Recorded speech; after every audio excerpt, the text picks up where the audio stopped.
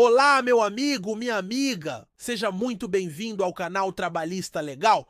Hoje a conversa é séria, é daquelas que mexem com a gente, não só por indignação, mas porque afeta diretamente o bolso de milhares e milhares de brasileiros que já esperaram demais, lutaram na justiça, venceram o governo e agora estão sendo mais uma vez empurrados para trás. Eu estou falando da nova PEC dos precatórios, aprovada agora na Câmara dos Deputados em 2 turnos. Uma proposta que, se for confirmada no Senado, muda radicalmente as regras para o pagamento de precatórios em todo o país, federais, estaduais e municipais. É uma verdadeira reedição da PEC do calote 2021, só que agora mais perigosa e mais abrangente. E por que eu digo isso?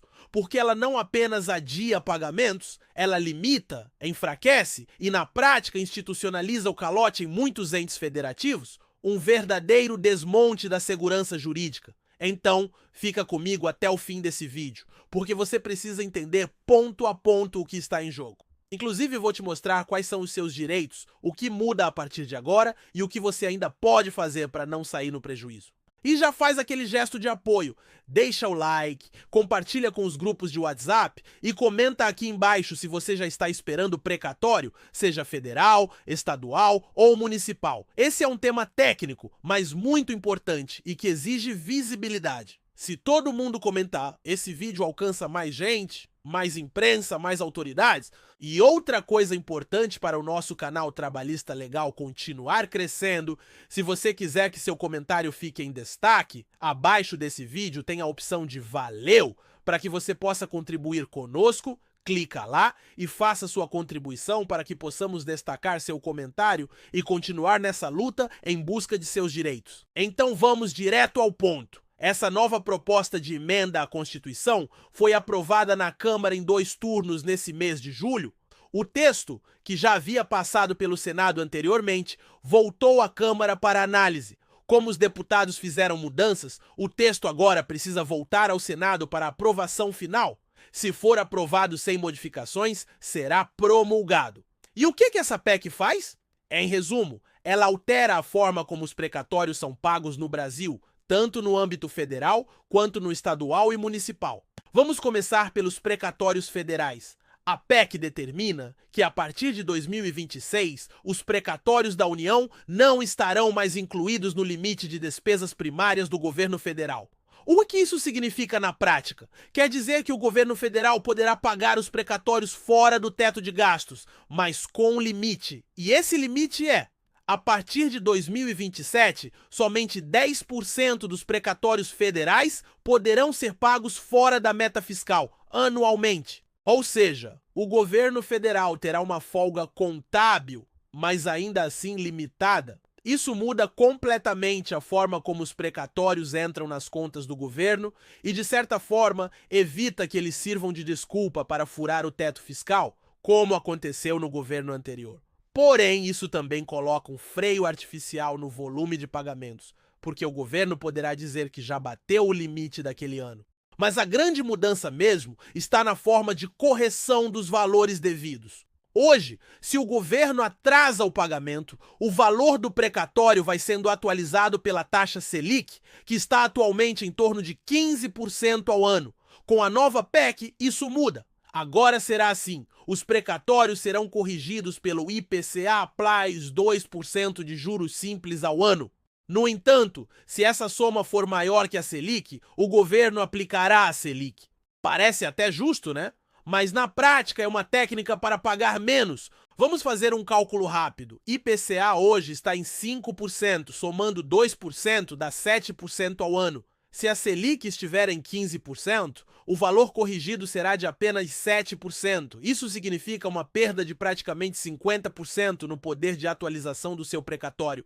Para quem espera anos, isso é desastroso. Agora, vamos para os precatórios estaduais e municipais. E aqui a coisa fica realmente grave. A PEC limita o quanto cada estado ou município pode pagar por ano com base na sua receita corrente líquida, RCL, e no total da dívida de precatórios em aberto. Funciona assim: se o total de precatórios vencidos for de até 15% da receita líquida, o ente só precisa pagar 1% por ano dessa receita. Se o estoque de precatórios passar de 30%, 50%, 70% ou até 85%, esse percentual anual sobe gradativamente, mas nunca passa de 5% da receita. Ou seja, mesmo estados e municípios que devem muito poderão pagar muito pouco por ano. O resultado?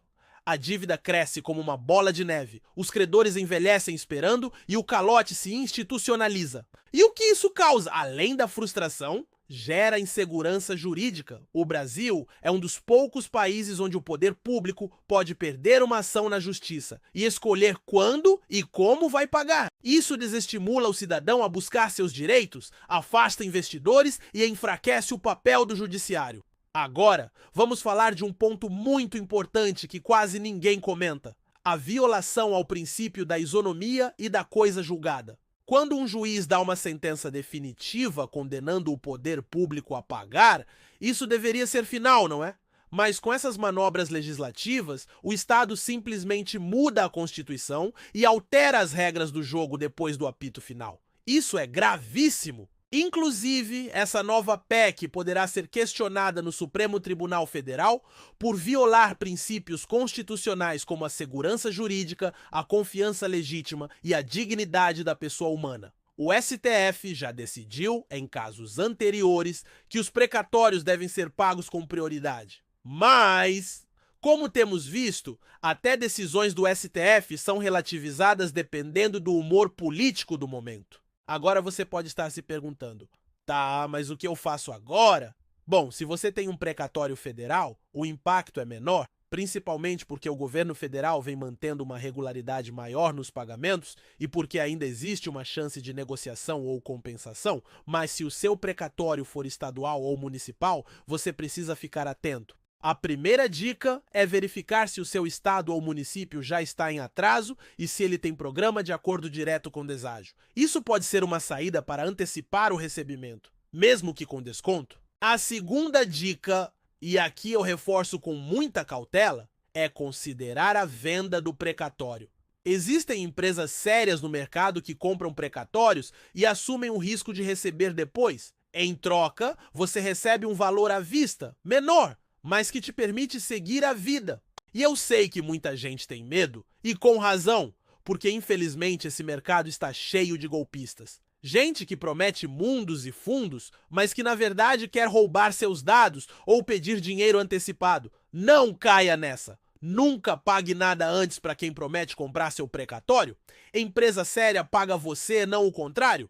Agora, voltando à parte política da PEC, você sabia que ela foi proposta com apoio de parlamentares de vários partidos, inclusive aqueles que costumavam se dizer defensores da responsabilidade fiscal? É isso mesmo! A proposta original veio do Senado, mas foi modificada na Câmara. Muitos deputados votaram a favor com o argumento de ajudar estados e municípios a organizarem suas finanças. Só que, convenhamos, não é organizando finanças nas costas dos credores que se resolve o problema.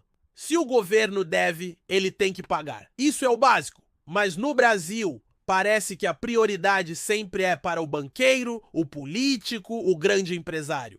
O cidadão comum, aquele que lutou na justiça por anos, que esperou, que confiou no Estado de Direito, esse é deixado de lado. Essa PEC também mexe com as regras de parcelamento de dívidas previdenciárias de estados e municípios com a União, como se fosse um pacotão de ajuda aos entes federativos. Na prática, é um jeito de passar pano para a má gestão fiscal.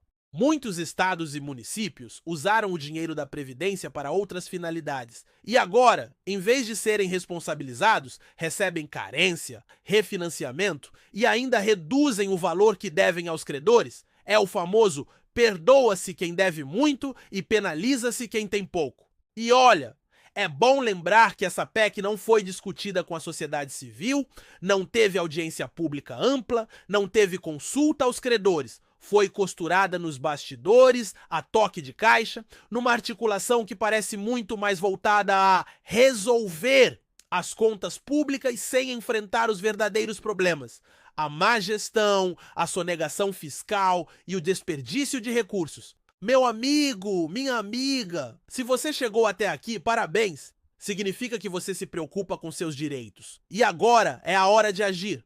Compartilhe esse vídeo. envie nos grupos de WhatsApp, poste nas redes sociais, marque seu deputado, seu senador, pressione, mostre que você está atento e, mais uma vez, eu quero que você comente aqui embaixo. Você está esperando precatório? Já sabe o valor? Há quanto tempo? Deixe seu relato. Vamos mostrar que isso não é uma exceção, é uma regra. Milhões de brasileiros estão sendo lesados por essa PEC. E claro, se inscreva no canal Trabalhista Legal, porque esse tema não se encerra aqui. A PEC ainda vai ao Senado, pode ser judicializada, pode ser alvo de ação direta de inconstitucionalidade. Nós vamos